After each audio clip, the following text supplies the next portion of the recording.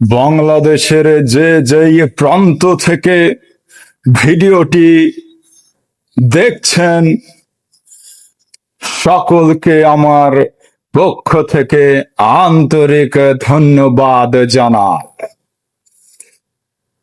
দর্শক, আমি এখন কথা বলবো বাংলাদেশের স্বনামধন্য সাবেক অধিনায়ক, বাংলাদেশ টিমের দুর্দান্ত একজন ওপেনার তামিম ইকবাল খানকে নিয়ে। সম্প্রতি তিনি বিসিবির বোর্ড প্রধান, চেয়ারম্যান, সভাপতি হিসেবে নির্বাচিত হয়েছেন।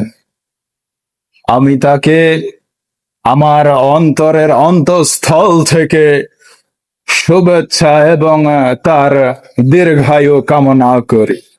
আমি বিশ্বাস করি তার হাত ধরে বাংলাদেশের ক্রিকেট উঁচু থেকে উঁচুতে, আরো উঁচুতে পৌঁছে যাবে।